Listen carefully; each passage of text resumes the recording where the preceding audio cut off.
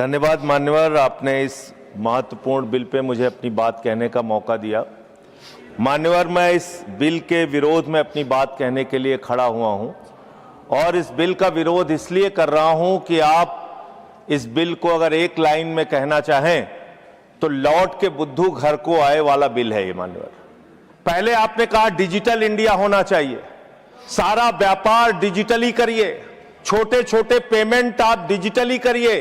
प्रधानमंत्री जी गर्व से कहते हैं वो चाय वाले हैं, लेकिन इस बिल के माध्यम से चाय वाला, सब्जी वाला, समोसे वाला, ठेले वाला, ऑटो वाला, टैक्सी वाला, रिक्शा वाला, सबका व्यापार आप चौपट कर रहे हैं। क्या कह रहे हैं आप इस बिल के अंदर?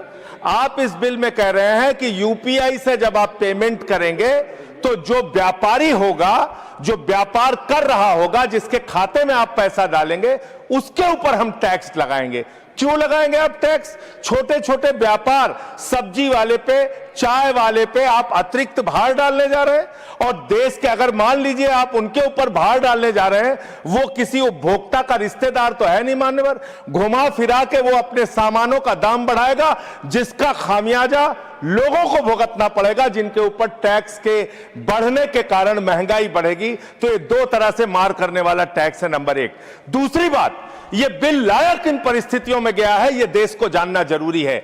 31 मार्च 2026 को जो यूनाइटेड स्टेट्स ट्रेड रिप्रेजेंटेटिव्स है, USTR, इसने आपत्ति जताई कि हिंदुस्तान में यूपीआई पर जीरो टैक्स की वजह से हम लोग बर्बाद हो रहे हैं।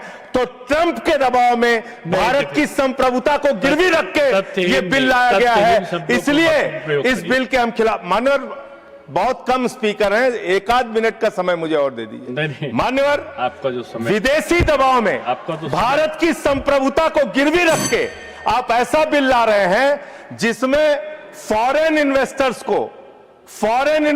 को तो आप टैक्स में 100% एग्जम्पशन दे रहे हैं, लेकिन जो हिंदुस्तान में छोटे छोटे व्यापार करने वाले लोग हैं उनके ऊपर आप टैक्स लगाने जा रहे हैं। खत्म कर रहा हूं सर, 30 सेकंड और दे दीजिए।